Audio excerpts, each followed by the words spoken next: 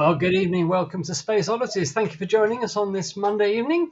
We're Space Oddities. We have with us tonight Michael. How are you, Michael? Hi there. Okay, thank you. Roger. Good evening. Daz has disappeared, as is tradition. Hi, Lou, in America. Greetings from across the pond. And we're very, very honoured and delighted to have with us tonight the astronaut Scott Poteet. How are you, Scott? Welcome to Space Oddities. Good evening, afternoon, wherever you are. It's a pleasure to be with you guys. Well, we'll be talking to Scott, obviously, a little later. But just the normal housekeeping stuff. Thank you to all of you who are buying us coffees week on week. It's much appreciated, helping to keep the ship afloat, as it were. And also thank you to those of you who've been joining our coverage of live space events last week. The landing of the Chandrayaan-3 lander. Thank you for being with us for that. And also, of course, the launch of Crew 7 to the International Space Station, which we also covered at the weekend. So that was absolutely fantastic. So thank you for being there. And we seem to have quite a few new viewers from India this week as a result of our coverage of the Chandrayaan lander. So hello, everybody in India. Thank you for being here. Thank you for being part of Space Oddities. Much appreciated. We're going to talk about the mission a little later in the program. And what else do we need to say? That's about it, really, I think, for the moment. So we will come and chat to Scott, but I think before we do that, we'll take you over to the man with his pulse on the finger of the universe or something like that. It's him again. It's Roger. Oh, no. So how are you, Roger? Everything okay? I'm fine, thank you. Good. Okay. Well, what's been going on, or what is going on in the night sky?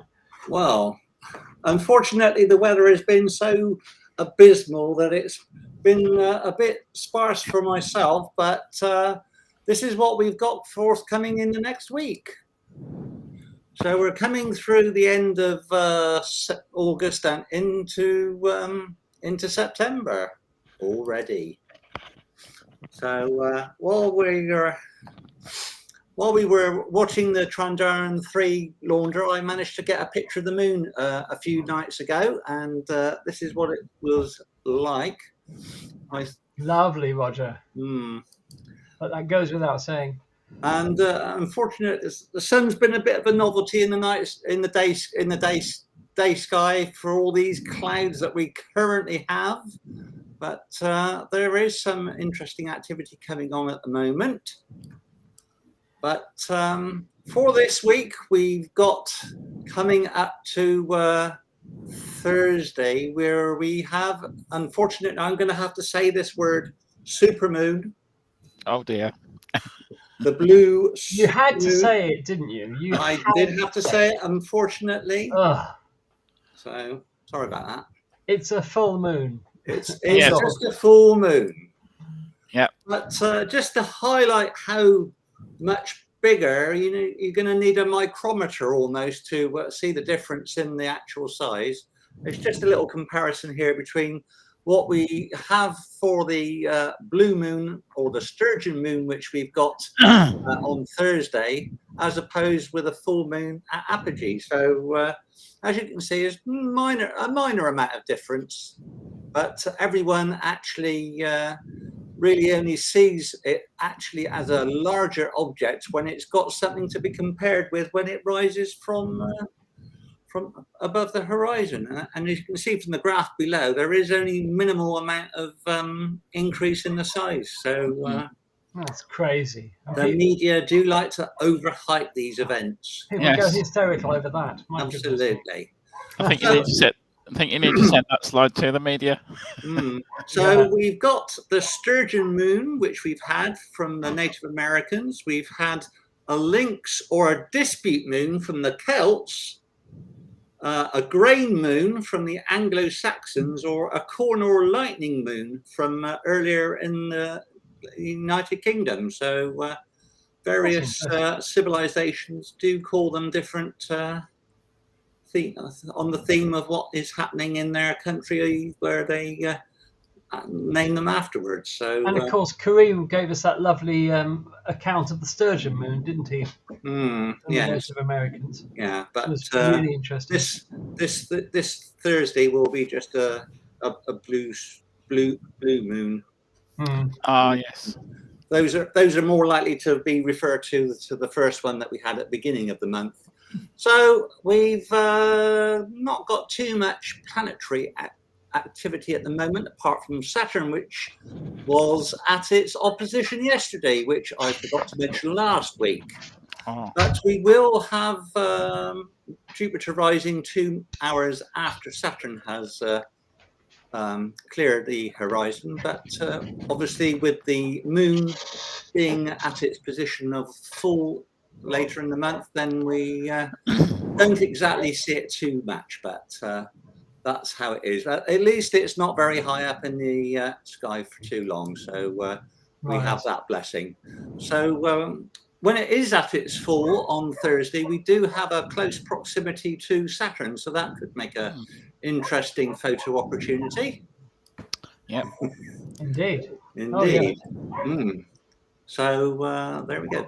Although we are still dominated in over the zenith here with the summer triangle, which is looking rather stunning, and we are getting nearer to the end of the Milky Way, with the galactic core still visible just for a few more weeks. So I still haven't managed to get that opportunity. Obviously, with the weather that's been so bad this year, I've not had a good opportunity to capture it this time. But maybe this time. But I did take this. It's a very poor seeing picture of Saturn that was taken a couple of nights back. But it does show how bright the ring B is when you do get it to near opposition with the Sealinger effect, with it reflecting back. And obviously, with it being at opposition, you don't see any shadow cast onto the rings behind it as well. So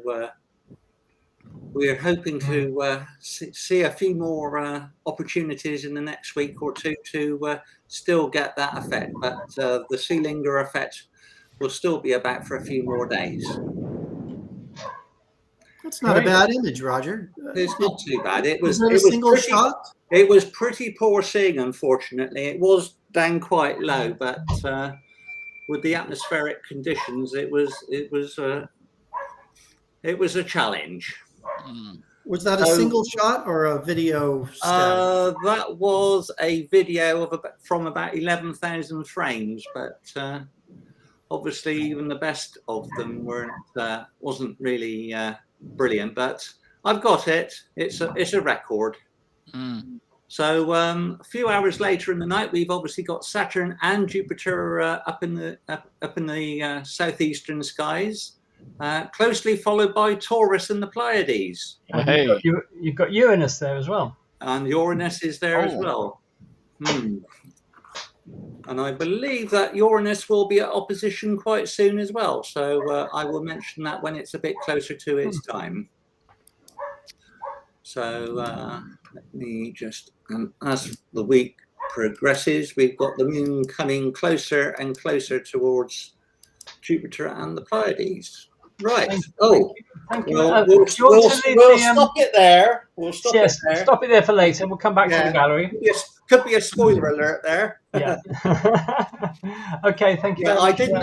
Unfortunately, there's still no interesting release images from the James Webb at the moment, so they've gone a bit dark at the moment. But, no doubt there will be a flurry of new images coming shortly. Sure, we'll look forward to that. And while we're on the subject of the gallery, let's say hello to Rachel and wish Rachel and Johnny many congratulations for getting an image of theirs on the front cover of Astronomy Now, which they didn't even know about. So well done for that. And while we've got, let's have a look and see who we've got in the chat this evening. We've got, the usual suspects, really. Hi, Susan. Hi, Jerry. Hi, Kev. Who else have we got? Roger Hyman. Never heard of him. No. Gets everywhere. Astronaut there. Yes, Graham. My voice is in sync. The suppliers of the software that we use for streaming they've solved the issue, and I'm glad to report it wasn't at my end. It was they said a rare server issue at their end. So my voice and video are now gloriously back in sync. You may also notice that we're streaming in full HD tonight for the first time. Well, we hope you see that. Tell us if it is. Tell us in the chat if it looks better. And this is a small present they've given us for the inconvenience. But we've only got it for 2 weeks, so we're in glorious HD for the next 2 weeks. Yeah. Anyway, so it was very nice of them to do that. But I'm glad to be back in sync with everybody. And there we are. So if you have any comments or questions for Scott, please put them in the chat, because I'm sure some of you will have questions. One of the rare opportunity we have to speak to a real astronaut, as it were, and we're delighted to welcome Scott to the program. So without more ado, I'm going to hand you over to Michael, Scott. So Michael, take it away. Thank you, Andy. Welcome, Scott. Very, very pleased to welcome you to our show tonight. First of all, I'd like to take you back, if I may, to your early days with the Air Force. I understand, like me, that you are, you were scared of heights. Are you still scared of heights, or? And can you tell us a bit more about your work with the U.S. Air Force and so forth? Absolutely. Yes. To answer your question, I am still afraid of heights. Yeah. It's actually more of a fear of structures. Like once I get on a structure, climbing mountains and flying jets, that doesn't bother me at all. Okay. But for some reason, it's those ledges on structures. I think we took our kids. We lived in Italy for 6 years, stationed at Aviano Air Base, and we took our daughters up to Paris one time, and staying on the edge of the Eiffel Tower really made it difficult. But the sacrifices we make for our kids. Yeah. It's a bit similar to me, because I'm scared of heights, but I do like going to high dams to walk across the dam wall and look down on the opposite side to the water, sort of thing. So yeah, and I love walking across high bridges as well. So I'm still. I think it's the fear of falling rather than the fear of the height itself. Well, that's what they talk about doing EVAs. Other astronauts we get mentored by when they do their EVAs. They talk about, they may have some sense of fear of height, but they said it's more of a fear of falling. That sensation of over the traveling 17,000. I'm not frightened of falling. I'm just frightened of hitting the ground at high speed. I think. Yes. That will do it for sure. And I understand your call sign. I understand your nickname or call sign is Kid, and that's where you got that call sign originally, from the Air Force. Very early on in your career, it's usually something you screw up. I've had a half-definite call signs that just didn't stick. Okay. But eventually, Kid did. Back in the day, I looked young. I had quite a. Anyways, there's usually multiple stories associated with a call sign, but I got named many years ago Kid. With 2 Ds to differentiate between another individual that was call sign was Kid. But luckily, I avoided any of the mistakes that I had made flying early on. All right. To get a really bad call sign. Okay, so I'll take it. Does your call sign stay with you all through the Air Force, depending on what job you do? It typically does, depending on your experience level. After a while, it just sticks. But there's always hostile renamages, where if you really screw something up and it's worthy of a new call sign, that is always a possibility. Many traditions within the fighter community. And so if you eject and lose a multi-million-pound aircraft, then that sort of thing. That could definitely do it. Talking of which, I'm sure you've seen the Top Gun films. How does life in the Air Force compare with Top Gun? Anything like that? I was fortunate enough to grow up in the 80s when the original Top Gun came out, and The Right Stuff as well was a movie that came out, and that inspired me. That became the catalyst for me to pursue an aviation career. You talk about fear of heights, but I also have a challenge with motion sickness. Okay. And my first experience, I grew up wanting to be a pilot, so I started off pumping gas at a local FBO, small single engine prop aircraft. Yep. But when I got to college, I had the opportunity to go up in the back of a KC-135, part of the ROTC program, just to kind of experience it. I had no real military connection in the family, but I noticed a flyer on a whim, so I decided to go in the back of the KC-135. I threw up the entire flight. I was, so airsick. But I got the opportunity to see F-16s get refueled in the air. Yeah. And that was enough of a spark for me to join ROTC program and then pursue a pilot slot in the Air Force. And that kind of kicked off my career. Yeah. And Steve Steve wants to know, what aircraft did you fly, Scott? I flew most of my career, 20 years, was in the F-16. I have some, random hours in the A4. I've got an hour and a half in the P-51. During my air show career, I had an opportunity to get in the back of a P-51. I've flown the L-39. I currently fly the Alpha Jet.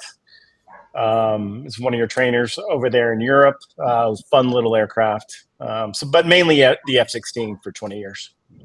So with your air show days, I'm sure you've come over to England and participated in some of our air shows over here. We did. We did a European tour. I think within a 21-day period, we hit something like 10, 12 countries. We went to Fairford, RAF Fairford, and that was one of the greatest air shows. It was a lot of fun. Okay. But that's actually where I got to when I was on the Thunderbirds. That's where I met Jared Isaacman, our commander. Right. Okay. And that kind of kicked off our friendship. He was just starting to get involved in the air show industry with a civilian demo team called Black Diamond Jet Team. Okay. And we still use fighters today as part of the training. It's a good platform for us to work together as a team, learn, increase trust levels, because obviously once we go up into space, it's 100% trust on the crew fulfilling our duties and obligations. So we fly quite a bit. In fact, last weekend we flew fighter jets. It's not only fun; it's a good training element as well. Heidi says, "Have you flown the Sleeth?" I've no idea what a Sleeth I think she means the Stealth. Oh, right. She means the Stealth. Right. I have not. I have not had that opportunity, but I got a lot of friends who have. But you have to find it first, don't you? Yeah, true. Exactly. Yeah. Yeah. And did you fly with the Thunderbirds? Did you fly in formation with the Red Arrows any time as well? I got to fly in the back seat of a Red Arrow. We had this joint air show up in Quebec 1 year, so that was a really cool experience. I got the back seat of the Blue Angels. So you really got an opportunity to see other teams in action. It was a good experience. Yeah, that's good. Yeah, I know they did a North American tour. Yeah. Okay. So, so that's about all I want to say at the moment. Andy, do you want to? Right. Well, we're going to take a break for the news, and we'll come back and talk to you about the Polaris Dawn mission, Scott, if that's okay, because we're all intensely interested in it because it's absolutely such a groundbreaking, innovative mission. Yeah. And I find it extremely exciting. So we'll come back and talk to you about that if we may. And in the meantime, I'm going to move over to this week's news. So just let me teleport myself into that. Okay, well, there's been, you can't have missed it in the news. This has been undoubtedly the week of India, because India's Chandrayaan-3 lander touched down on the or near the south pole of the moon, not at the south pole as they've been saying in the media, because it landed at 69 degrees south. So let's talk a little bit about the fantastic India mission. I want to say thank you again to those of you who joined us for our live coverage of the landing, and again a welcome to our new Indian viewers.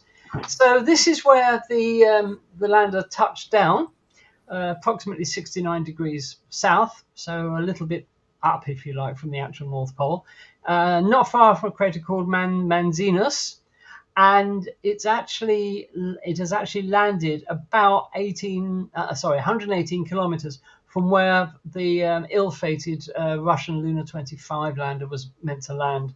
They wouldn't have been. They estimated originally they were going to be about 100 kilometers apart, but of course, as we know, Luna 25 crashed into the lunar surface because the final burn to put it in its final orbit configuration didn't go as planned, and the main engine fired for far too long, and as a result, it accelerated the probe slap into the surface. So that was a great loss, and of course, our hearts to go out to the engineers and scientists in Russia who had worked on that for so long. It's a loss to Russia. It's a loss to lunar exploration generally. So this is where it landed anyway, and we've actually got a photo of it. So this is a before and after photo of the landing site, and this was taken by the Chandrayaan orbiter looking down on the lander after it had landed. You can see it very clearly there. There's a blown up inset there with the shadow, and there's no doubt that that's it and it's landed, unless of course you listen to the normal idiots on social media saying it's all fake, it's all CGI, but as they're idiots we can safely ignore them. So that's the lander actually on the surface. This is an artist's impression of what it looks like, and of course the lander, not long after it landed, disgorged the rover to the surface safely. And here's an artist's impression.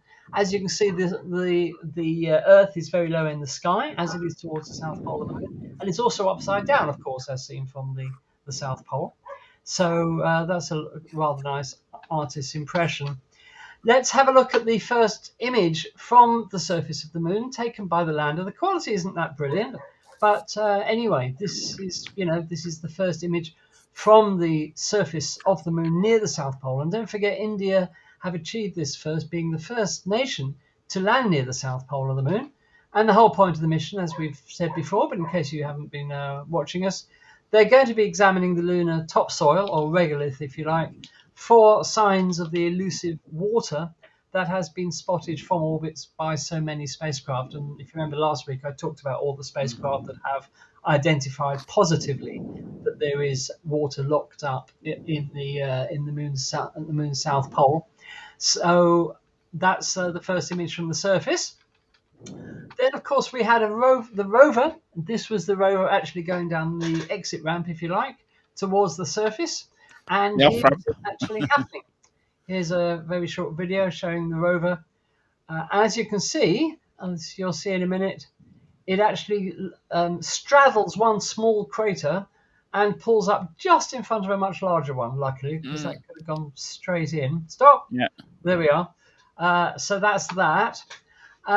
So well done, India. And we will keep you informed as to what the mission has discovered. We're all very excited about this, because if it does positively identify the presence of water locked up in the soil of the South Pole of the Moon, it's not going to be, as far as I know, it's not going to be going down into any craters to find the water ice that seems to be there, because don't forget, many of those craters at the South Pole are in permanent shadow.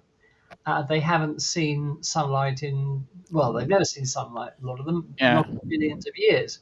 So there seems to be a lot of water ice that's frozen there for billions of years. So we will keep you posted on the mission. Also happening this week, we had a big SpaceX event, the second static fire of its B9, Booster 9 super heavy booster, in readiness for its second orbital attempt, which we hope is going to occur very soon. But how soon is the question. SpaceX seemed to be more or less totally prepared to launch the B9 booster with the Starship on top of it in their second attempt to get into orbit. But of course, they've got to get a license from the FAA, and that could prove to be a sticking point because the FAA don't tend to move very quickly with these things.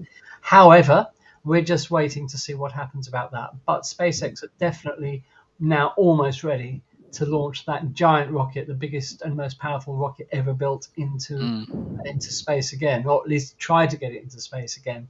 So this was the static fire that took place this week. They were attempting to fire all 33 engines because on the first static fire attempt on the 6th of August, only 29 of them ended up firing. And as a result, the test was shut down prematurely. But this was what happened on this attempt. There goes the water deluge system to protect the launch pad and ground equipment.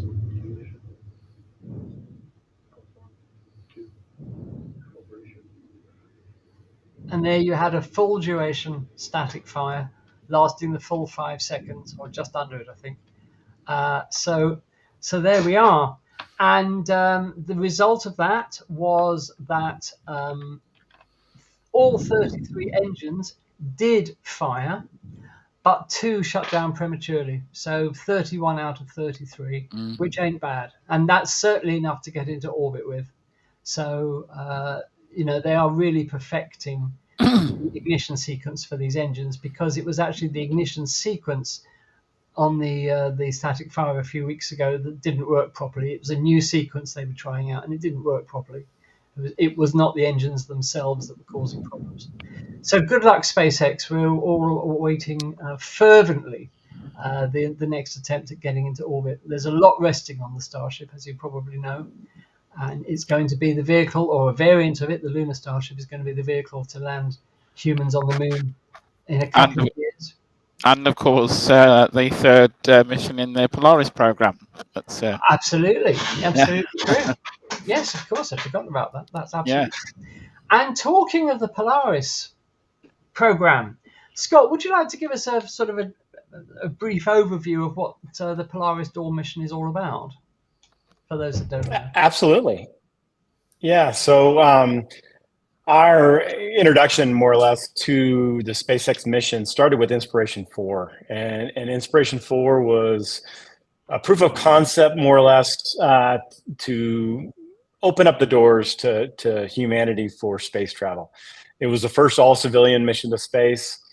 We randomly selected the crew with Jared at the helm as the commander. And they spent 3 days in orbit, and we partnered with St. Jude, and that raised over $250 million. wow. We got to continue to work on some of the challenges we face here on Earth, but we can't ignore our desire for curiosity with space exploration.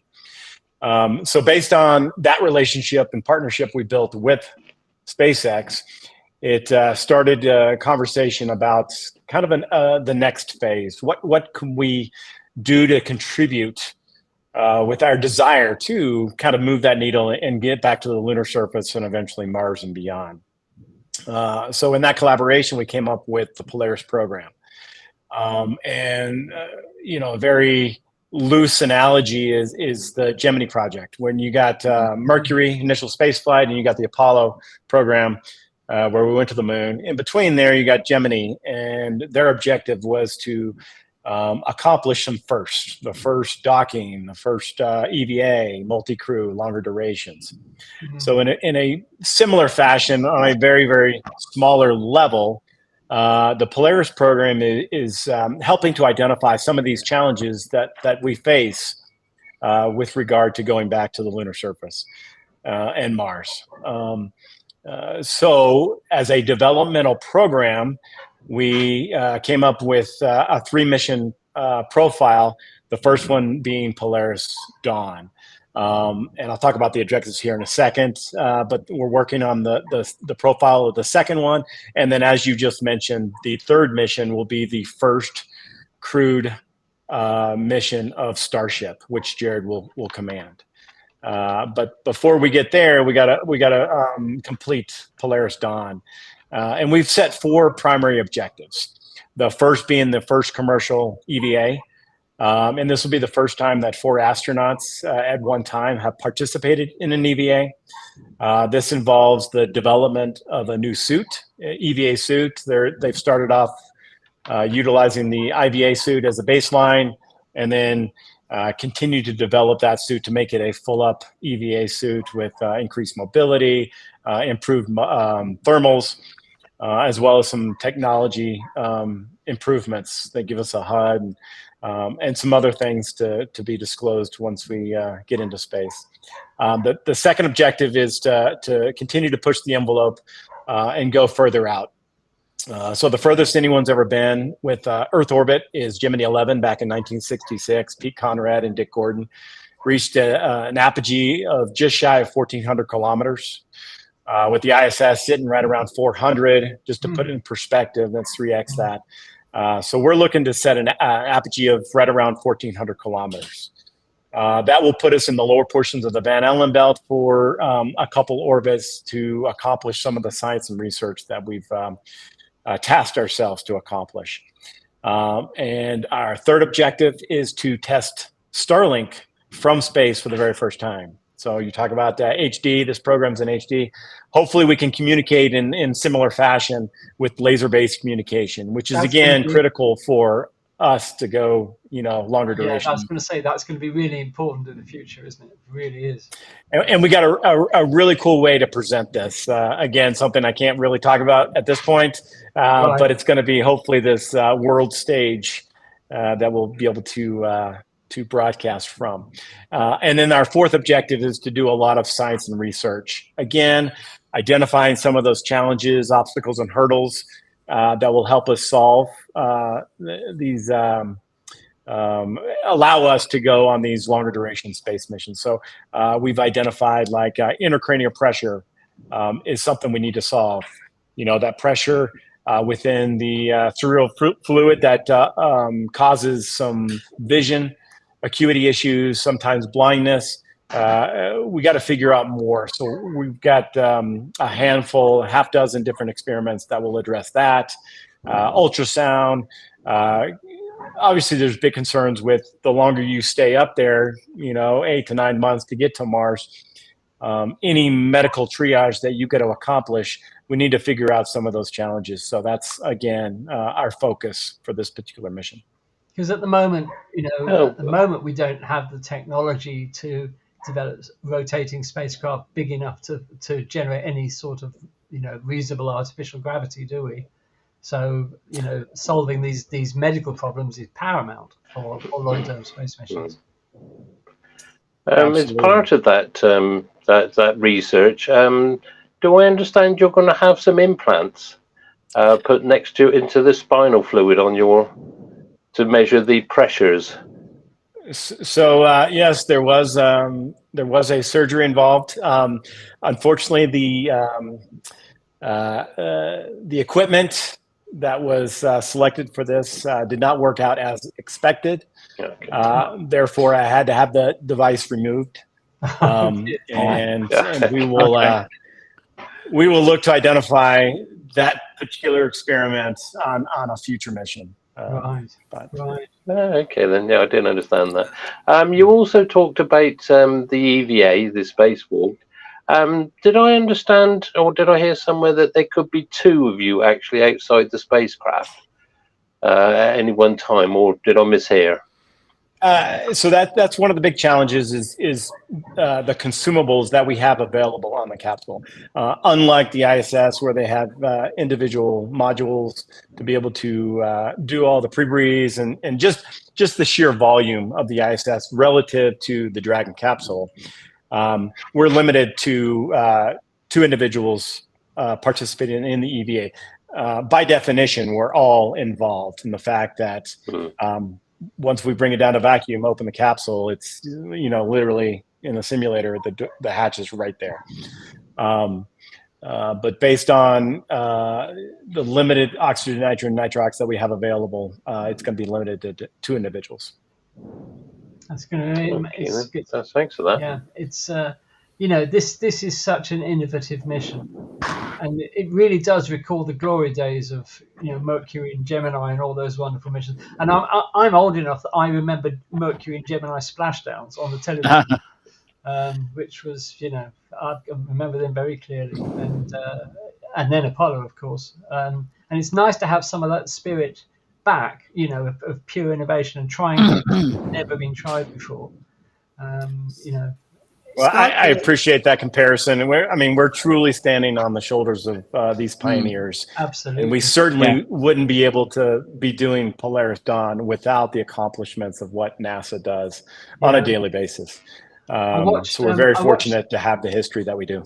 Sure, I watched the film First Man, which I thought was absolutely excellent. I watched it a few times actually, and that really did bring home to you, apart from anything else, just how dangerous it was and how brave those astronaut pioneers were, and how unflappable Neil Armstrong was.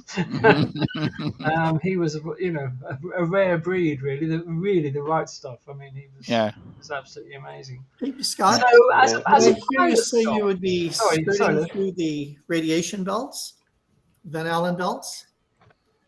That is correct. With an apogee of 1,400 kilometers, we'll be in the very, very lower portions. Our orbit is highly elliptical. So right now we're targeting 1,400 by 190. So it'd be short durations in the Van Allen belt. And are there any special concerns about particle radiation? That's one of the big things that we want to be testing, and based on the analysis that SpaceX has done and continues to do, they're minimizing our exposure to those levels. There's concerns of systems, all the computer systems, but there's so much redundancy built into their equipment that it's not a big concern, and obviously to the human body. But it's such low levels of exposure, we're really no concern. But based on our ability to get up there, we'll be able to do some of the science and research that we've tasked ourselves to accomplish. Great. May I just take this opportunity to welcome Kareem and Rachel, who've snuck in through the back door while we've been talking. Hi, guys. Hello. Hello. Kareem, would you like to introduce yourself? And because I think one of your students had a couple of questions for Scott. He does, but I might go first because we're talking about Van Allen radiation belts. Scott's actually, I guess you're a neighbor if you go back and forth to New Hampshire still a bit. I'm in Montreal, so I'm just up the road from you. Oh, very nice. I'm an educator here at one of the Cegeps, so it's kind of the cross between the last year of high school, first year of university. So my students are astronomy students who have a passion for or an interest in the night sky.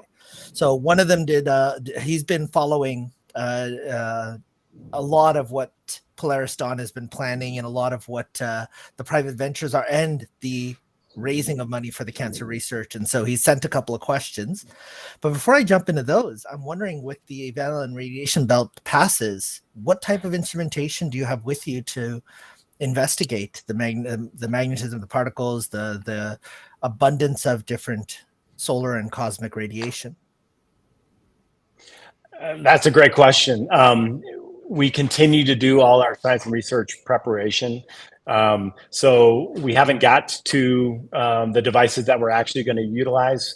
But I know we've partnered with PPNL laboratory up in Seattle, Portland area, I believe up in the Northwest, that are experts, obviously, in radiation. And they have provided us with certain devices to measure those levels. I believe we have like 3 different devices, but in the coming months, we will be, as we get closer to the launch date, we will be familiarizing ourselves with these devices to make those measurements. But I'm not exactly sure on the specifics of what it is. No worries. Thanks, kid. And so Lucas Loreno Perez, one of my students, he was asking, based on the elliptical orbit and the radius that you're going out to, which is a fairly substantial orbit, it's the best we've gotten to since the Apollo missions and the Gemini missions. Has any specific precaution been taken for the aircraft design to deal with the friction on reentry? Because you'll be going at a higher velocity for reentry than we're used to for these types of crafts. That's actually a great question, and it was truly a concern once we did come up with the concept of trying to continue to push this envelope and go to a higher apogee. So based on the profile that we've developed, we will do a burn to bring down that apogee from 1400 to something a little more comfortable for reentry, somewhere right around 750-ish kilometers. And that's where we will perform the EVA itself and the remainder of our science and research. So that is more familiar with the reentry profile.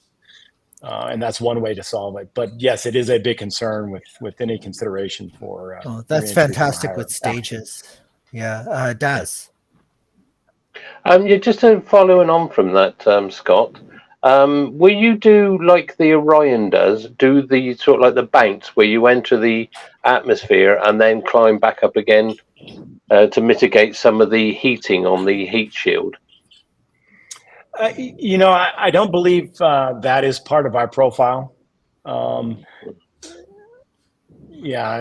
can't address any more of the specifics. I'm not sure how much I can disclose other than the actual apogee and perigee. So you're just going to come in screaming. By the way, put up patch, checklist, put up the arms, try to slow down as much as possible. Right, the anchor. I don't want to go to any more questions till Rachel gets a chance to say hi. By the way, Kareem, your volume is very low. I'll change that again like last time. Give me a moment. Yeah, okay. It's just that when you said the name of your student who asked the question, we lost your volume. So perhaps you might like to restate the name of your student who asked that question. Lucas Loreno Perez. Thank you. Yeah. So we can just refer to him as Lucas. He's fantastic. He's an avid amateur astronomer, already taken out telescopes a few times. So, if I may, I'm so impressed with this generation. We just got back from Embry-Riddle Aeronautical University. We visited their space lab last weekend, and they're building a camera that we're going to utilize for the EVA itself. And the things that they are working on, I could have never dreamed to be involved with back in our day in the university. So I'm quite impressed with this generation, and we have so much to look forward to. Definitely. Excellent. Well, viewers, if you have any more questions for Scott, please do put them in the chat. Now's your chance. And it's lovely to have you with us, Kareem and Rachel. Rachel, how's Isaac? He's a little noisy. That's why I keep muting it next door. But he's watching. He's watching next door with his dad. Oh, fantastic. Lovely photographs of him recently, Rachel. Jack Martin asked an interesting question in the chat, following up on the biosensors discussion earlier. Are there any concerns about a stroke? About what would happen if something like that occurred while you were on a 5-day mission? Absolutely. Anything that can happen here on Earth, I guess other than anything that would be induced by gravity, could possibly happen in space. So that's part of the brainstorming process when we came up with the science and research based on all the partnerships, like 23, 25 different institutions, universities, nonprofits. We had set pillars or objectives for what we wanted to accomplish, and we did a request for proposal, and a lot of these came back, and they were to address any challenges that we could face, and stroke is a perfectly good one. CPR, that's something else we've discussed, and we're going to try to figure out, because the simplest task in microgravity 0G is a lot more challenging than when you got gravity to help you.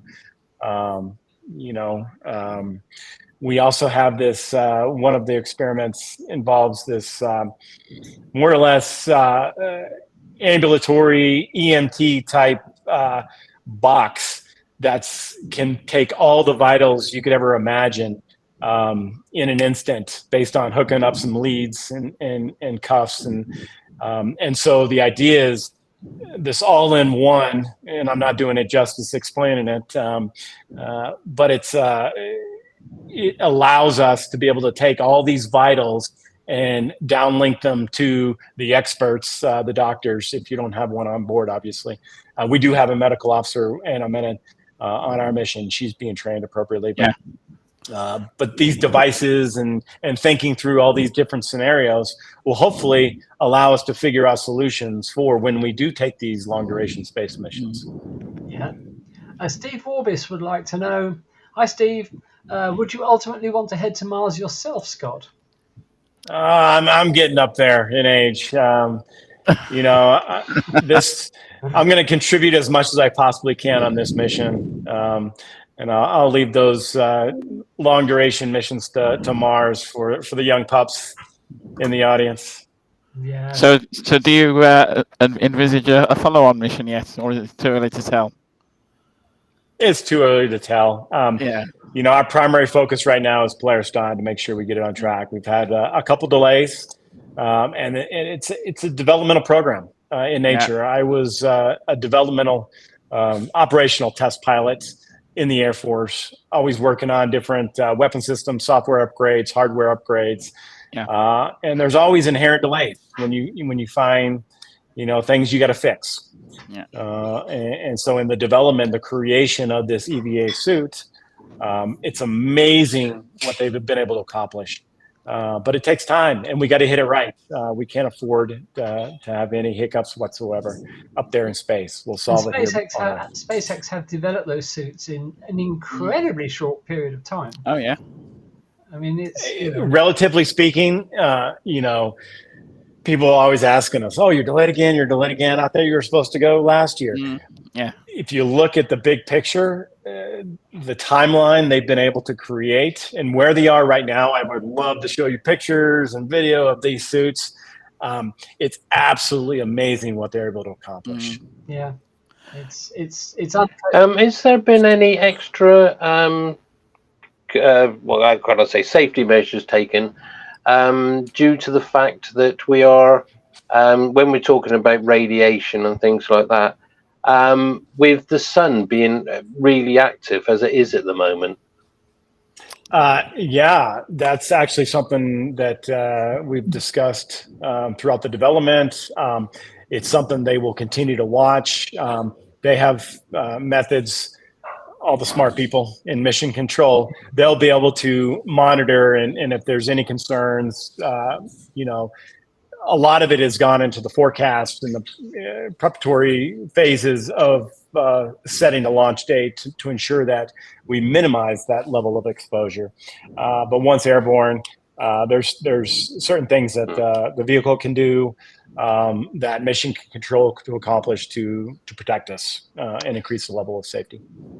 I guess we need you to stay safe. You have competing radiation problems during the solar cycle, right? During solar maximum, there's more chances of CMEs and flares and so on. But during solar minimum, you're not as protected from galactic cosmic rays. So I don't know which is better, which time is better to launch. Yeah. Swings and roundabouts. Not to mention the density of the atmosphere changes, so your whole re-entry dynamics have to be adjusted depending on how active the sun is at that time. It's a lot of math. It's a lot of fun math, but it's a lot of math. And that's where we rely on all the experts at SpaceX. Thank God they don't leave it up to me. I know how to fly a jet. That's about it. And talking of flying, I mean, all the astronauts that we've seen flying the Dragon have said what an absolute joy it is to fly. And how comfortable it is, and what a fantastic spacecraft it is. And when we've looked at the shots from inside the capsule, just got a few touch screens and everything's, no knobs and levers and dials and all the rest of it. It looks extremely. I mean, I know it is under the hood very complex, has to be, but it looks an incredibly wonderful spacecraft to fly. I'm sure you must be looking forward to flying it.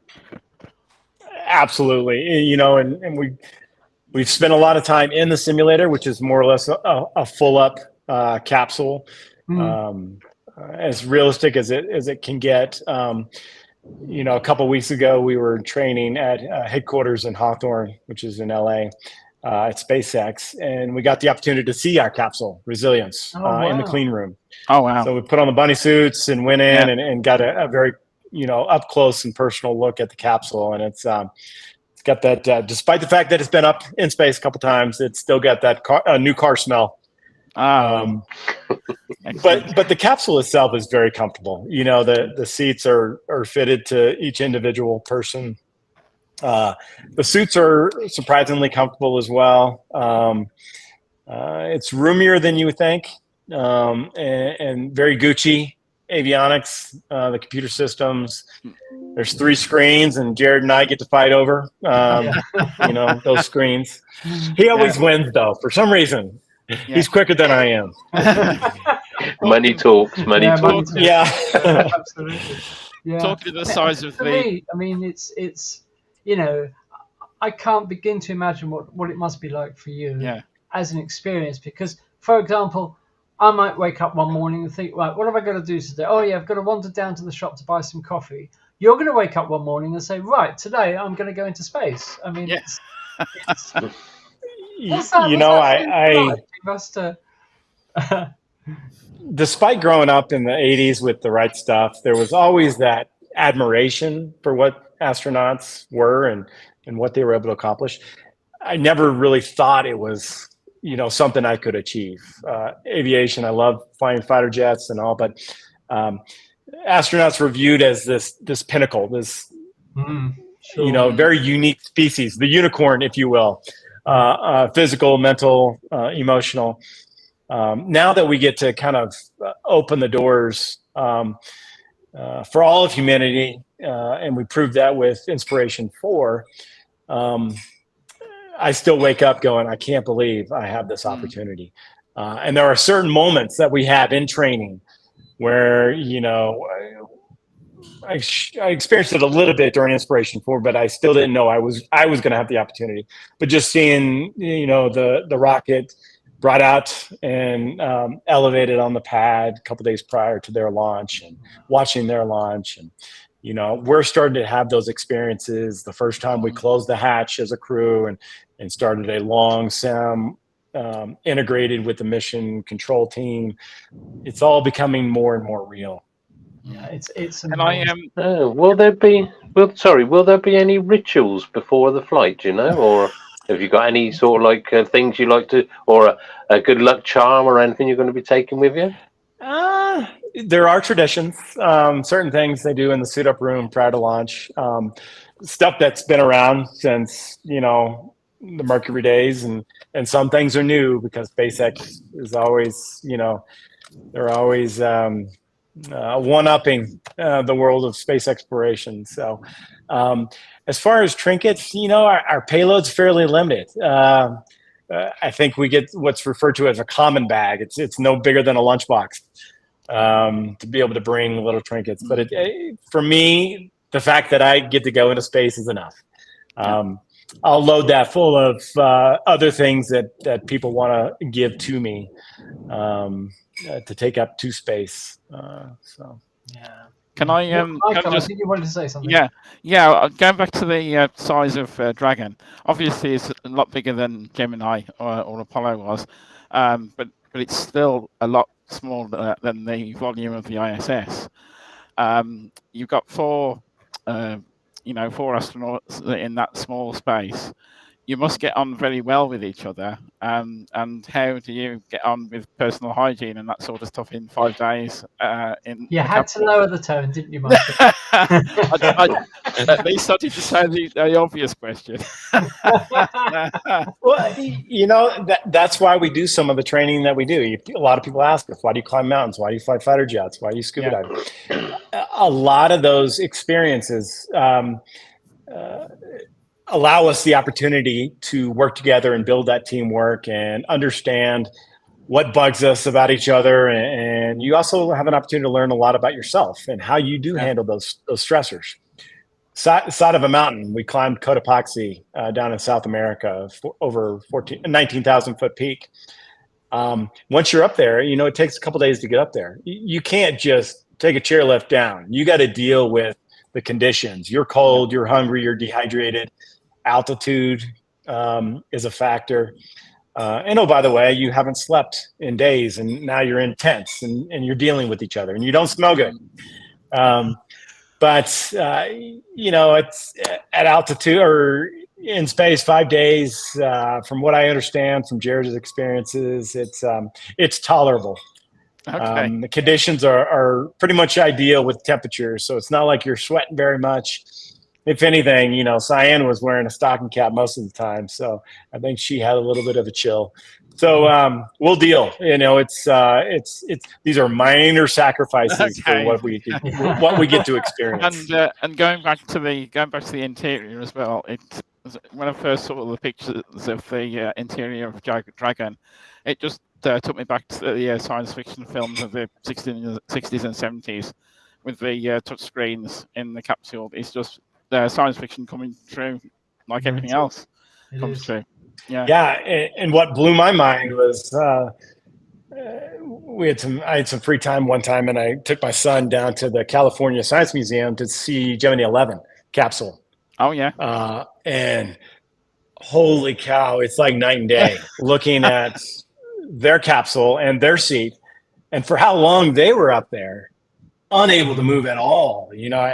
So I'm certainly not complaining about the volume that we have within the Dragon capsule. Yeah, there's plenty of room relative to what they experienced. So will the capsule have the window on the front end again, like on Inspiration? So no, we're reverting back to because that cupola was not something you could open up. So we're back to the normal hatch. Okay. So we can open it up to space. A little bit bigger window, I guess, going outside. Yeah. Bit breezy. Since we're talking about the design of part of the capsule, I want to go back to another question that Lucas had asked. Is he was wondering about the way in which the lasers would be installed for communication with Starlink, and was there an actual orientation that was being planned so that you could be in constant communication with the Starlink fleet? Is there a bandwidth that you're expecting to be able to use in order for you to? I know you said that you can't tell us what the big event is going to be that you're going to use to showcase how well the system works. Right. Can you give us a few teasers? So, I'll skirt the boundaries of my information. The trunk itself is being modified with a Starlink router, more or less, and it will communicate directly with the constellation. That alone is mesmerizing, to be able to align lasers with these constellations as we're traveling 17,500 miles an hour. It's still a proof of concept, so a lot has to be figured out for all these stars to align. No pun intended. But hopefully it will, and this will be a new medium for us to communicate. Right now, we're relying upon TEDRA satellites, which are a national, asset, competing resource, and all the ground-based facilities that we pass over. It truly is limiting when we start talking about these longer duration space missions in our future. And having a constellation to be able to communicate via laser-based is hopefully going to be game-changing. It's a lower latency, it's a more broadband. So hopefully we can simply, FaceTime friends and family when we're up there. We do have kind of one significant event to be able to try to prove that this can work. Hopefully it all works out, and it's going to be really, really cool. Something that will be globally broadcast.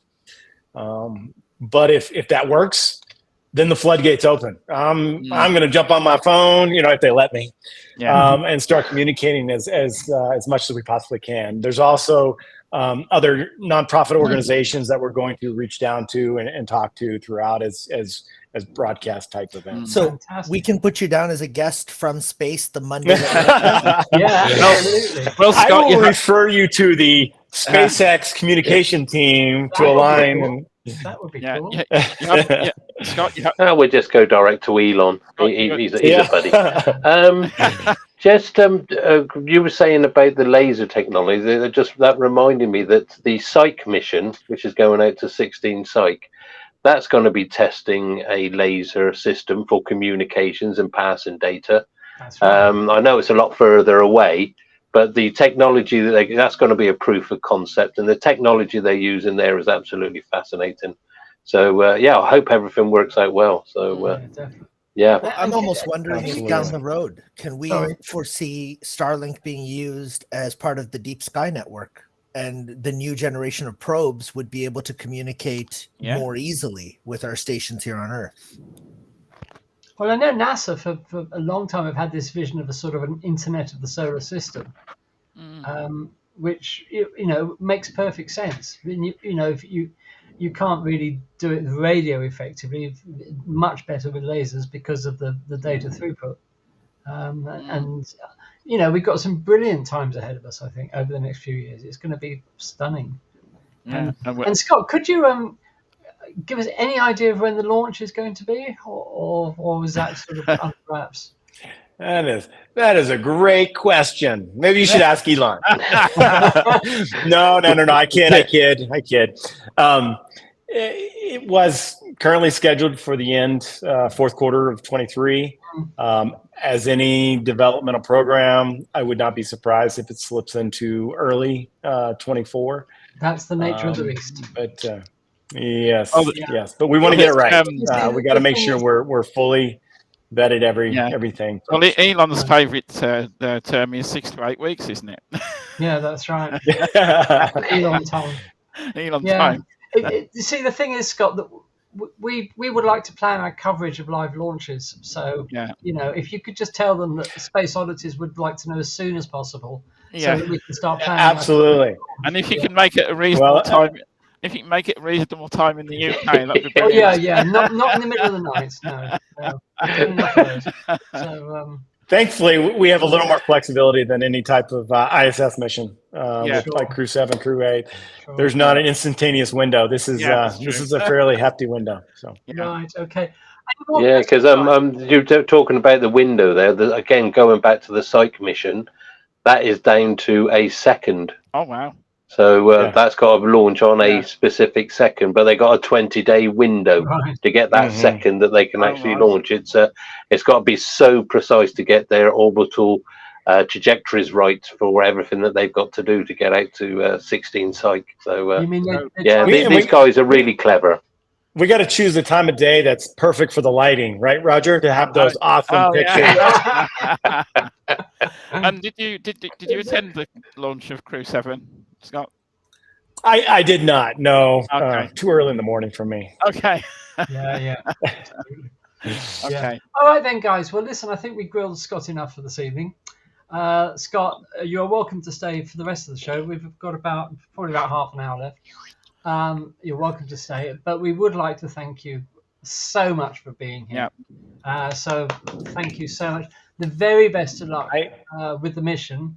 And can I just say, from my generation, Daz's generation, Roger, Michael, we're children of Apollo, and thank you so much for keeping that spirit alive, the true spirit of exploration. Thanks. And let's hope that you can make more than 250 million for St. Jude's Hospital. That would be definitely. We're trying. We're raising that visibility and get the word out. So I appreciate the opportunity. Unfortunately, I'm going to jump to go pick up my son. Of course. But thank you for the opportunity to share the details of the mission. And I would love to come back if you want to talk about it. Yeah. Please. Definitely. Yeah, we'd love to have you back. I'll leave you in the capable hands of Michael to sort that out. So So thank you so much for being here. Thank you, guys. Take care. Bye-bye. Bye-bye. All the best. Cheers, Scott. Thank you very much. Hey. There we are. So that's a first for us. That was fantastic, Michael. Thank you for arranging that. That was thanks. Yeah, wonderful. thank you, Michael. You did a great job there. Michael has become our official chief angler at Space Oddities. He has shown an uncanny ability to reel them in. So yes, we'll have to get you a T-shirt of your own, Michael. Saying Space Oddities chief angler.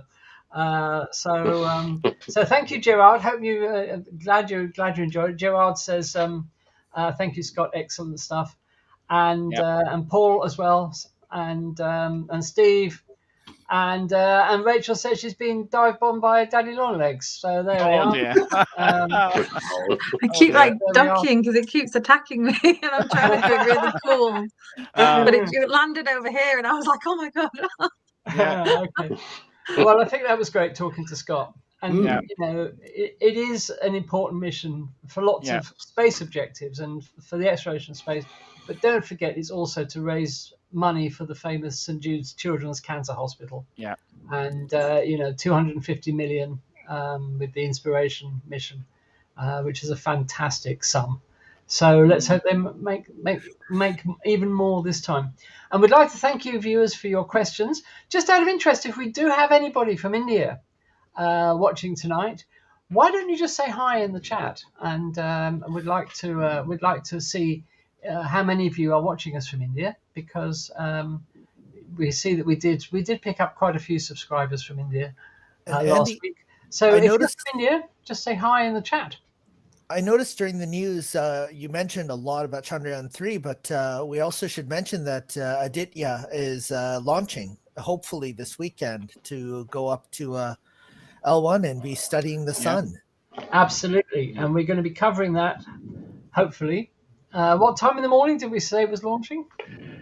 It's about 2 o'clock in the morning. I think we could do that, couldn't we?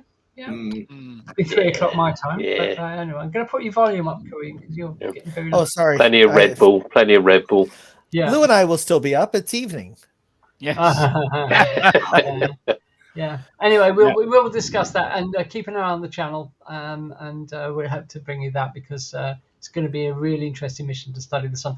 Talking of interesting missions, the Japanese XRISM space telescope, the new X-ray telescope from Japan, was due to launch this weekend, but unfortunately it got delayed twice, and I'm not sure when's it happening nowadays. I haven't got a date for it yet, because it was only this morning that it cancelled. There's been several missions I've been trying to watch, and they've cancelled. It was 24 minutes away from launch, and then they had a sensor given a warning for the second stage, but also they had high-level winds that they were concerned about. So, erring on the on safety, they cancelled the launch. Right. But it was very, very disappointing. Now, as Andy said, it's XRISM, which is pronounced Chrism with a C. Is it really? But yeah, that's how it's pronounced, Chrism. And it's actually, I love the Japanese acronyms. It does what it says on the can. So it's X-ray imaging and spectroscopy. Mission. Yeah, I've fallen over again, didn't I? I tripped over it. But the acronyms that they use are what it says is that it does on the can. Now, this is an X-ray telescope that's going up into space. Now, the reason I'm only going to do a short tell on it, because we'll go into more depth when we actually get a thing. Thanks, Andy. This is the actual telescope itself. And as I said, it's XRIS, but it's pronounced Chrism. And the reason it's important to get it was supposed to be launched in around about, I think it was 2021 or earlier than this, because it's to try and fill a gap that we're getting in X-ray observations. Because there was a Japanese telescope that broke down, unfortunately, which left a big gap.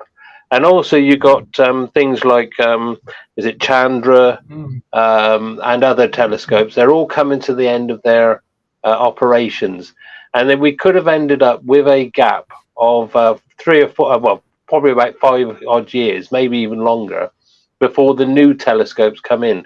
So this is an important telescope that does need to be got away and set up, or else we'll end up with a gap in our observations.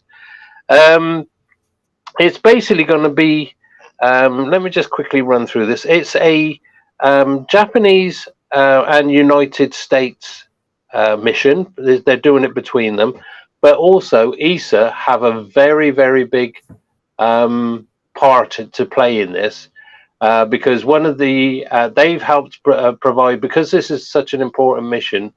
They've provided a lot of the technology and the way for all to do these things to the Japanese, but also they're using it as a test bed for for the mission, which is called Athena, which again is another space telescope, which is due to launch at the end next year, possibly 2026. And this is what the problem is. There could be a gap that appears because of all these old systems falling, basically just falling apart. It's just age. We all ache when we wake up in the morning. It will be the most powerful telescope in orbit, and it will be able to see the universe in X-rays with unprecedented clarity. So it's got 2 instruments on it, one called Resolve and one called Extend. Resolve is a high resolution spectrometer that will be used to study the detailed properties of X-ray sources. The Extend is a wide field imager that will be used to study large X-ray emissions from the universe. Now, one of the main things of it is that CRISM will be the first X-ray telescope to use a cryogenically cooled mirror. So it's a bit like MIRI on the James Webb. It's going to be cooled down, and it'll be working just above absolute zero. It says this will allow CRISM to see X-rays with higher sensitivity than previous telescopes. So what will it be looking at? It'll be looking for black holes, neutron stars, supernova remnants, quasars, galaxy clusters, and the hot gas that fills the space between galaxies. It will also be used to study the evolution of the universe and formation of galaxies. And it will be, like I said, the most powerful telescope of its type. Now, snuck in underneath this, which we didn't realize, there is actually also a Japanese moon lander. Andy, you can move on the slide, please. It's called the Smart Mission, but the actual lander is called Slim. Now, Slim is about the size, about the same shape and size of a Formula One race car, but probably not as wide. It's only a small thing, but it's also been called the Moon Sniper, because they're actually going to be using face recognition technology. And what they've done is they've had an orbiter around the moon photograph, and it actually called Selene. It has got a Japanese name as well, which I can't pronounce, so I'm not going to even try. And they've taken all the imagery that it's accumulated, it's plugged it into the system, and it's going to use face recognition to actually identify all the features and the craters on the moon as it comes into land. And by doing that, they hope to land within 100 feet of its actual target. So this is all new technology, and it's test beds for really lots of things. The actual lander is actually also a rover, and again, this is called Slim because it's Smart Investigation Moon Lander. No, that's not Slim, is it? Well, whatever. Mission, sorry, lunar mission. And they've also got the actual lander itself is a rover in its own right. It's actually it's called a hopper. And what it's going to do is it's going to hop across the surface, moving itself around. So you're going to have that sort of thing going on. But also there is a little rover on there about the size of the palm of your hand. And it will be placed on the lunar surface, and it'll go off and do whatever it is. But it's been developed with the Japanese Space Agency plus industry, but mostly toy makers. And what we will be able to do is, if it meets some sort of problem, an incline that it can't manage, or there's an obstruction, it can actually change its shape. So it's actually going to turn into something probably like a little transformer. Wow. And be able to move itself around. And like I said, this is the size of the palm of your hands. And on it, it's going to, I think it's just basically carrying just 2 cameras. So it's going to be looking around and investigating things. But I'm not going to say too much more about it, because this is sort of like slipped in under the radar. I didn't know this was actually on this mission when it was due to launch. But the more I look into it, I can understand why they've called it smart. Is they've used off-the-shelf technologies to build this thing, and they've used industry, like I say, toy makers, all types of different industries to reduce the sizes and to produce this lander. So it's something to look forward to. We'll probably have a better look at it when it actually does lift off. But I just thought we needed to just to let you know what's actually going on. So, and we'll let you know as soon as it's ready to take off. That's the acronym is actually the SMART lander for investigating the moon. That's right. Yeah, I knew I got it wrong. It does what it says on the tin. Yes, exactly. Again. But they don't mess about with. They don't come up with a whole an acronym and then try and fix it all together. Yeah. It does what it says on the tin. But I just thought so it's a mission to look out for. Yeah. And we'll look into it more when it actually does take off. It's a fascinating little, both of them actually. We'll obviously keep you informed, and we hope to be able to, depending on what time they launch eventually, we hope to be able to cover it. So keep your eye on the channel. Talking of the channel, we've opened a new playlist on the Space Oddities channel on YouTube this week called Astronomy Basics. And over the course of the next, whenever, we're going to be regularly posting videos to give you introductions to some astronomy basics, asking questions like, what is a star? What is a supernova? What is a planet? Things like this. We've done, I think, 3, haven't we, Daz, already, I think? Yeah, 3. Some lots. 3 are already up. 3 are already up. But we thought it might be useful for those of you who are starting out in astronomy just to have a look at those to find out, some basics about what objects are, why they are called, what they are. And, yes, what is a supermoon? Thank you, Kareem. You may leave now. The door's on the right there. Lock it on your way out, please.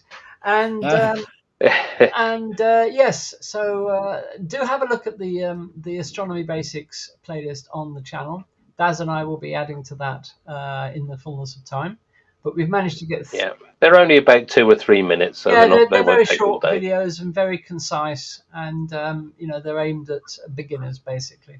Yeah, and if there's anything you want to know about, let us know, and we can. If you want to do a what is video about what is whatever, let us know. You can email us, as always, at spaceodditieslive@gmail.com, which is also where you can send your gallery entries. We will be coming back to the gallery in a few minutes. Just while I remember, on the subject of the gallery, it would be really helpful to us if you could send us your gallery entries before the end of Sunday for showing on our Monday show. Because it really helps. We prefer not to have to do things last minute. So if you've sent in any images, for which we thank you, within the last few hours, we will hold them over to next Monday's show. So I'm afraid we're going to have to set the end of Sunday as the deadline for the gallery images, just to make sure that we get everything basically. And that's that. We thank you, of course, for your images, and keep them coming in because they are universally of fantastic quality. We've never had. I don't think we've ever had one image we've looked at and thought, God, that's crap. I think all of the images that have ever been sent in have been absolutely amazing. So thank you, Definitely. please do keep coming in because we love looking at them. Before we go to the gallery, however, I've got an American gentleman here who'd like to talk to you in the shape of our wonderful Lou. What have you got for us tonight, Lou? Well, we have some new information on another exoplanet. Fantastic. We're forever looking for a place to go after we have our way with the Earth, and possibly we found one. This is a exoplanet entitled rather cryptically K2-18b. And if you were with us during our discussions of exoplanets, you remember that the first planet that is detected around another star gets the designation B. So that's the name of the planet. And I got some information on it here. It's rather interesting. This planet is orbiting a red dwarf star, spectral class M. So a rather small, rather old star, actually. And it was first discovered in 2015 by the Kepler mission, and later by Spitzer, and both using the transit detection method, where the planet moves in front of the star as we see it from Earth, blocking out, periodically blocking out parts, the light from that star. So you see dips in the light transmission from the star, which indicates a planet. This planetary system is in the constellation of Leo and is about 124 light years from Earth. The planet is either a super Earth or a mini Neptune. You decide. It has a mass of about 8 or 8.6 Earth masses and a radius of about 2.6 Earth masses. So it's very difficult. The smaller the planet, the more difficult it is to detect and characterize. So we see lots of detections of Jupiter-sized planets and fewer detections of Neptune, Uranus-sized planets. And then when you get into the super Earths, you don't see quite as many. So that's also a big deal. It has an orbital period of about 33 days, probably tidally locked to its star. And its distance, its semi-major axis, about 0.16 AU, about 0.16 the distance in our solar system to our sun. But what makes this especially interesting is that this planet is orbiting in the habitable zone. In other words, a region where liquid water could exist on the surface. And we've detected water vapor. HST has detected water vapor in the atmosphere at about 1.6%. We also have a hydrogen detection and a possible methane detection from HST, methane being a potential biomarker. So this is all looking very interesting. Surface temperature is kind of waffles around, 0 degrees centigrade, roughly. However, up in the upper atmosphere, because we have a very flary, low mass star, you're going to have lots of high energy radiation, ultraviolet and X-rays slamming into the upper atmosphere and heating it up. So it probably has a very hot upper atmosphere, cooler on the way down, and a troposphere and stratosphere, a tropopause, as the models show. So perhaps there is more potential for life in the lower atmosphere of this planet. But the point is that it is in the habitable zone. It's roughly Earth-like in size, and we've detected water vapor in the atmosphere. So stay tuned. I'm sure there'll be more measurements taken. Amazing. These exoplanets just get more and more interesting. And, because of our technology, we're finding more and more about them. Right. And then, let's see. Amazing. It's truly amazing. Will you keep us posted on this, Lou? Because it sounds really interesting. I certainly will. I have another planet. Oh wait, how did that get in here? Oh, Who let Uranus in? who let that in? That's a one-shot wonder of Jupiter from my. Oh, Jupiter is it? I thought my it was so bland refractor. and boring to be Uranus. Yeah, it's hard to tell, but Oh, we've started the gallery, have we? and that brings us to the gallery, and I'll just right there. Thank you very much, Lou. So I guess from there, it is indeed over to the man with the mostest again. So Roger, tell us about which kind people have sent images in this week. Well, we do have several people that have posted 2 images in each, Right. but we won't go into that. So here we start with our show of this week, and one of our regular contributors of Jerry Delay with the Bat Nebula in Cygnus, with his 4-inch refractor and the usual suspects of equipment that is listed there. And without further ado, here is the big reveal. Oh, nice one. Wow. Wow. Yowza. Yes. Yeah, I'm Batman. Love the bat. No, I'm Batman. Okay. Interesting structure there, isn't it? That's lovely, that Very is. nice. Yeah, That's quite haunting, isn't it? And you can see the bat shape as well. We don't have to guess on that no, one. that's nice. Ooh, That's wonderful. very good. It really does look like a bat, doesn't it? Mm. Yeah. Amazing. Okay. Right. Oh dear, we've got Rachel and Jonathan here with the Tulip Nebula. Who are they? I don't know. These Some interlopers, I don't know. So we've got 10 hours of total integration with an EQ thingy and a telescope and EQ thingy. using her 3 nanometer 2-inch filters. This is what we've got. How Oh, wow. wonderful is that? Oh, lovely. Oh, Yeah. Hang on, isn't that a photograph of the front cover of Astronomy Now? Well done, Isaac. Yeah, well done. His first photo. Mm. Um, Oh dear, I can hear him. And lots with the door shut as well. Thumbs up. Yeah. he's shouting out, "It's all CGI." Yeah. I think he's crossed that he didn't get his name on the credit. I only put me and his dad. Oh, yeah. that's what he's Oh, upset dear. about. Okay, right. Lovely, Rachel and John. So here we Yeah. have the magazine article where she's got 12 hours of the Heart Nebula. Ah, that's the And one. this is the one. And Ah. there we are. I recognise it. Whoa. Cover I of the recognise book that. And the picture. Oh my. So I recognise that, don't I, Rachel? Incredible. Do you know what? It was just strange. My mum gave me the magazine because it gets delivered to her house, and I picked it up and I went, "Oh, that looks like ours," and sort of didn't think anything of it, and then put Isaac in Yeah. the car, and then I said, "That really looks like ours," Yeah. and I couldn't find any sort of credit anywhere, and I just sort of left it. And then Johnny went home and picked up the magazine and found it. He was like, "It is ours."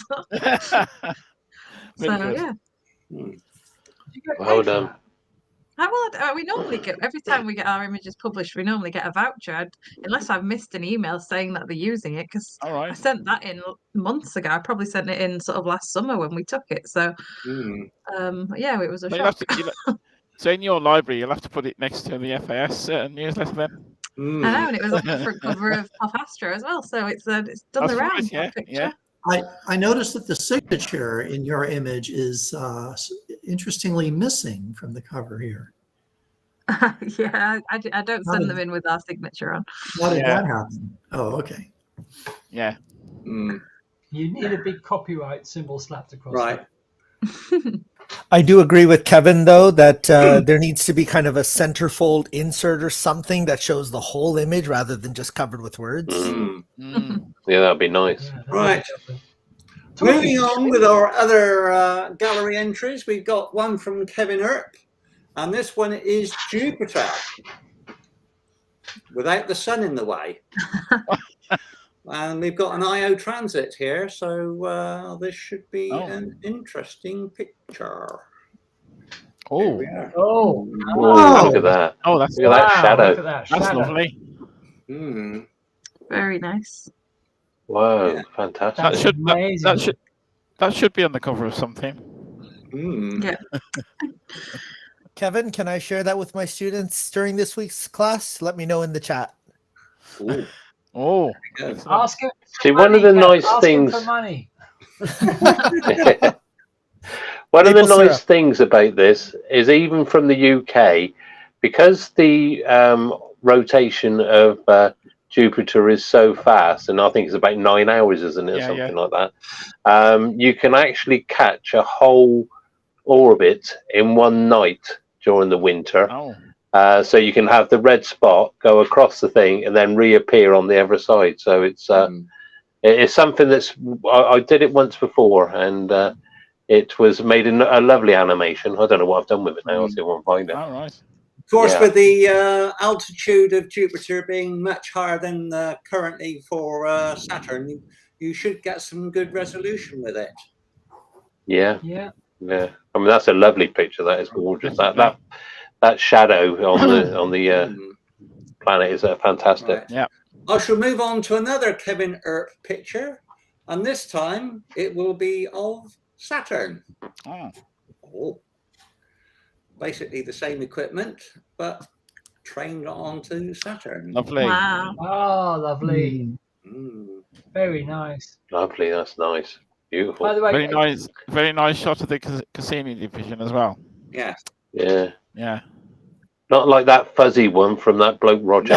No. Well, that was a pretty poor seeing image. yeah, that's very excuse. No, it was good, Roger. It was good, Roger. Better than I could produce. Yeah, That's that's it. marvelous. Blame the weather. That's fantastic. Yeah. Okay, so. Oh no. Oh, It's him no. again. Oh, for God's sake. Oh, not another bleeding. I jinxed it. I jinxed it by mentioning Oh, it. lovely. Oh, wow. Oh, look at that. Mm, Beautiful detail. yeah. Yeah. It's almost like you could land on it. Mm. Amazing. Well, Yeah, I hope to one day. mm. Yeah. I mean, you Lots of can people would want see to go. where Apollo 17 landed on the down there, but Yeah. it's not that close up. But Yeah, it was around by these Apolline Mountains, right, or what yes. they call themselves. Yeah, just that's here, right. the ridge down there. Yep. Anyway, so there we go. That's the gallery for this week. Thank you very Hey. much. Yeah, and I think that just goes to prove Roger's like Beetlejuice. Don't mention his name 3 times. He appears. Okay, just before we go tonight, just a reminder that the Space Oddities merchandise is now on sale. The Space Oddities T-shirts at £19, including UK postage and packing. Don't know why the QR code seems to be in black instead of its usual white here, but that's a bit strange. I'll have to investigate that. High quality material. We're all wearing them tonight. All have. That's it. Space Oddities T-shirts. You see, we only wear the best. So this show just shows you how good they are. They are very good indeed. £19, including UK postage and packing. Please add £10 for foreign orders. And then we've got the opportunity to be the first kid on your block with Space Oddities hoodies. And the hoodies come in 2 designs. The over-the-head hoodie, which has the design on the front, and the zipper, which has the design on the back. Both T-shirts and hoodies are available in a range of colours. There are 9 colours to choose from, to be exact. And by scanning the code, you can go directly to the site that hosts them for us, to all of them. So there we are. And again, thank you all for being here. Thank you all for asking your questions to Scott. Much appreciated. I think he felt quite at home here. We'll definitely try and get him back as soon as we can. Probably after the mission, I would think, Michael. No. Well, I'll try again before, depending if it's delayed or not. Yeah, we will definitely get Scott back if we can. And there we are. Next week on Space Oddities, I haven't got a clue what's happening. So we will have to put something together for you next week. But anybody want to say anything, guys, before we close? No, that's fantastic. I'd just like to Loved talking to Scott. Yeah, but aside from that, I'd like to say a big congratulations to India for their mission. Oh, definitely. Yeah. Yeah. Well done, India.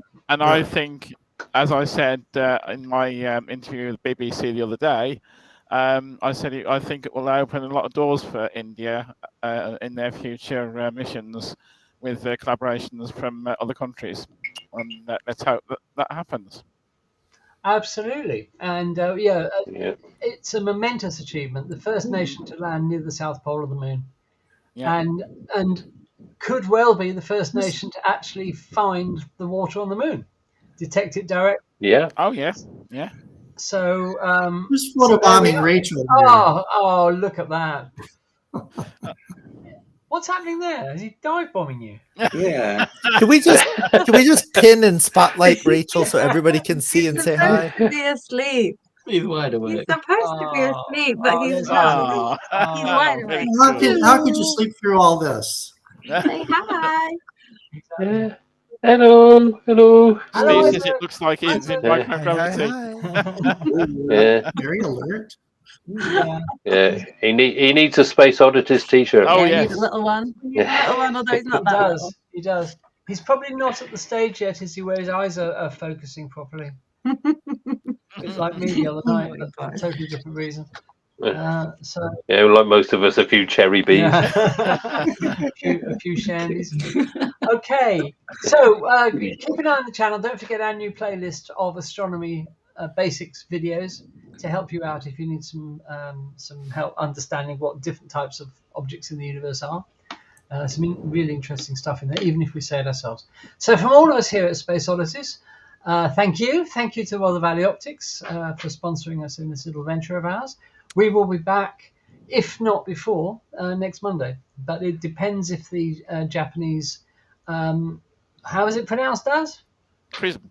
Thank you. Chrism. If the Japanese Chrism mission launches before then, and it's a reasonable time of the day or evening, but certainly probably not in the middle of the night. And the Indian mission. To L1 to study the sun.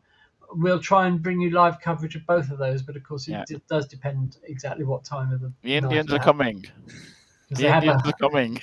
Yeah, that's right. That's right. We'll as always, we'll do our very best to bring you these events live. So from all of us here at Space Oddities, take care, have a fantastic week, look after each other. We'll see you, if not before, back here on Monday. Say goodbye, guys. Okay. Goodbye, guys. Bye, guys. Take care. Keep looking up. Bye.